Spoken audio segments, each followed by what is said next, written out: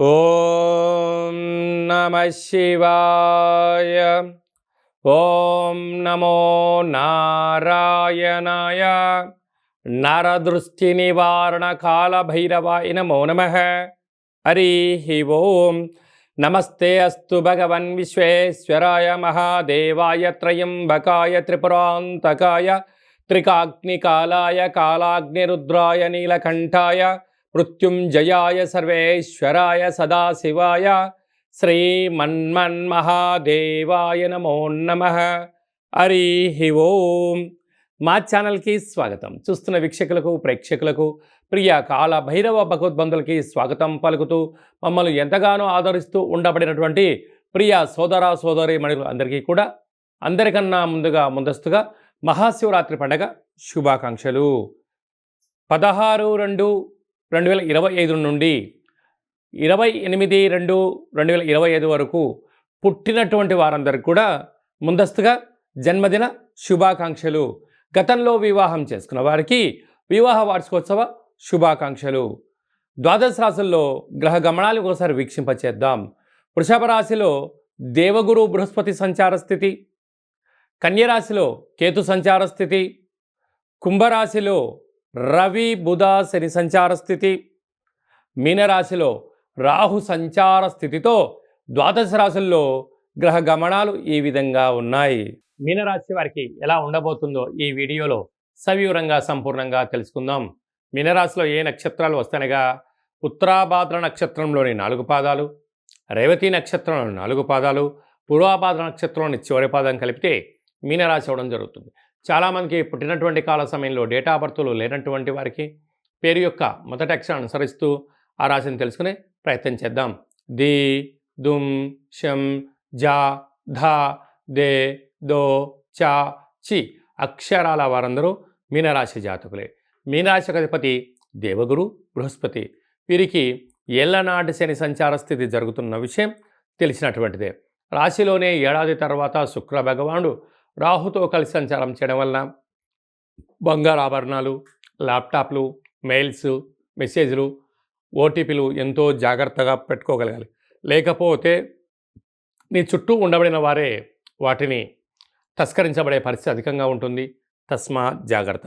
3వ స్థానంలో గురు సంచార స్థితి ఉండడం వలన తల్లిదండ్రులతో, గురువులతో, అన్నదమ్ములతో, అక్కాచెల్లెలతో ప్రశాంతమైన వాతావరణాన్ని ఏర్పరచుకోగలిగితే అన్యోన్యత, ఆనందము మీ సొంతం కాబోతుంది. అర్ధాష్టమ కుజుడు కారణం వలన మీ జన్మ నక్షత్రం రోజున అష్టమి, అమావాస్య తిథులు ఎందున వాయు జల ప్రయాణాలు పెట్టుకోవద్దు. ఆవేశానికి దూరంగా ఉండండి. యంత్రాలతో, ఆయుధాలతో తస్మాత్ జాగ్రత్త. సప్తమ స్థానంలో కేతు సంచార స్థితి ఉండడం వలన ప్రతి విషయాన్ని మీరు క్షుణ్ణంగా తెలుసుకోండి, చదవండి, వ్రాయండి. ఆ తర్వాత మీరు మాట్లాడే ప్రయత్నం చేయగలిగినట్లయితే రాబోయే కాలంలో భవిష్యత్తుకు మీరే దిక్సూచి అయ్యే పరిస్థితి చాలా అధికంగా ఉంటుంది. వ్యయంలో త్రిగ్రహ కూటమి. ఆత్మకారకుడు, ఆరోగ్యకారకుడు రవి, బుద్ధికారకుడు బుధుడు, ఆయుకారకుడు శని భగవానుడు ఉండడం వలన విశేషమైనటువంటి ఆనందం, ఆరోగ్యం మీ సొంతం కాబోతుంది. కాకపోతే వ్యయంలో ఉండడం వలన అనారోగ్యము, వాహన ప్రమాదాలు పొంచి ఉన్నాయి. ఈ వీడియో మీరు చూస్తున్నారు అన్నట్లయితే మీరు మహాదేవుడికి శివరాత్రి రోజున అభిషేకం చేసే సమయం ఆసన్నమైందని చెప్పి గుర్తు పెట్టుకోగలగాలి. మహాదేవుడికి నవధాన్యాలతో అభిషేకం ఎప్పుడైతే చేస్తారో గ్రహదోషం తొలగి, గ్రహయోగం కలిగి మీరు ఏదైతే అనుకుంటున్నారో అన్నింటా విజయం మీనరాశి వారి సొంతం కాబోతుంది. కాకపోతే దయచేసి తొందరపాటు నిర్ణయాలకు ఇది సరైన సమయం కాదు. ఎందుకనగా వ్యయంలో 3 గ్రహాలు సంచారం చేయడం వల్ల అధికమైన ఖర్చులు పొంచి ఉన్నాయి.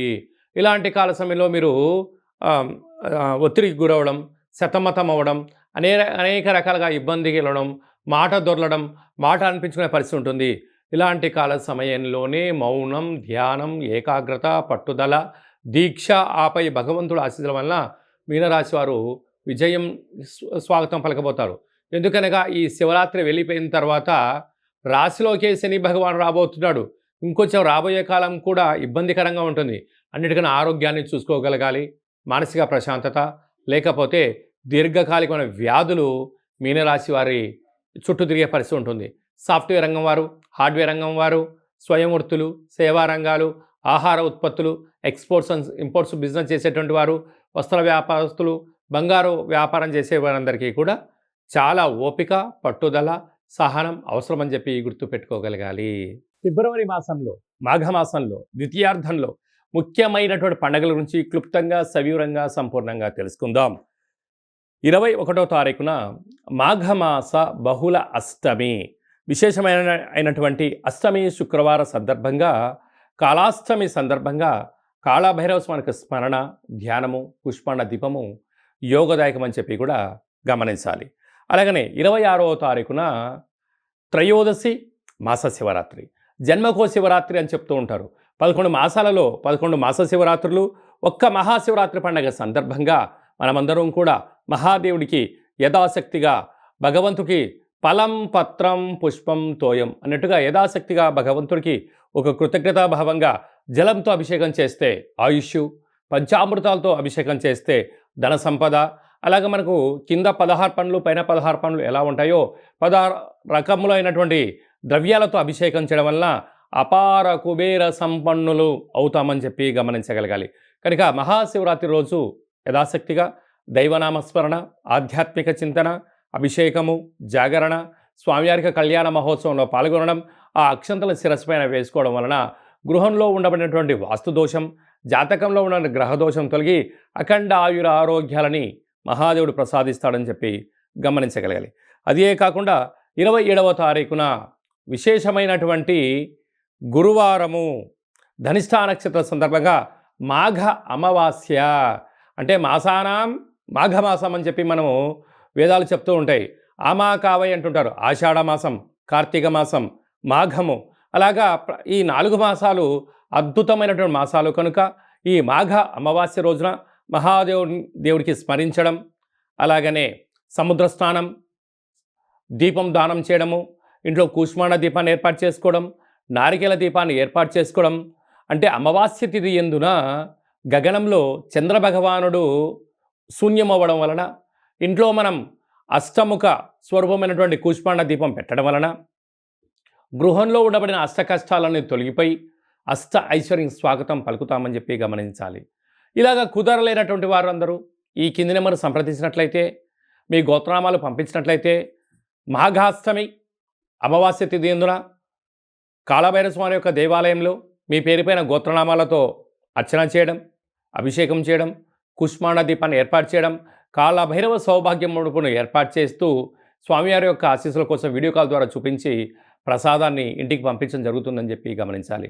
అలాగే మహాశివరాత్రి సందర్భంగా మన యొక్క దేవాలయంలో మహాదేవుడికి రుద్రాక్ష స్వరూపమైనటువంటి ఆ రుద్రాక్షలతో భగవంతుడికి తులాభారాన్ని ఏర్పాటు చేయడం, అలాగనే అక్షర తులాభార మహోత్సవ కార్యక్రమాన్ని కూడా ఏర్పాటు చేయడం జరిగింది. అంటే భగవంతుడికి ఫలం, పత్రం, పుష్పం, తోయం ఎలా చెప్పుకుంటామో యథాశక్తిగా ఒక 27 సార్లు ఓం నమ శివాయ అనేటువంటి నామాన్ని రాసిన పత్రాలతో మహాదేవుడికి అక్షర తులాభార మహోత్సవ కార్యక్రమాన్ని ఏర్పాటు చేయడం జరిగింది. ఈ వీడియో మీకు నచ్చినట్టయితే లైక్ చేయండి, షేర్ చేయండి, మా ఛానల్ని సబ్స్క్రైబ్ చేసుకోండి. మేము చేస్తున్న వీడియోలు, ఆధ్యాత్మికమైన వీడియోలు అందరికన్నా ముందుగా మీరు చూడాలి అన్నట్టయితే గంట సింబల్ను ప్రెస్ చేయండి, ఆల్ అనే బటన్ తెలియజేయండి. భగవంతుడి యొక్క ఆశీస్సులు పొందండి.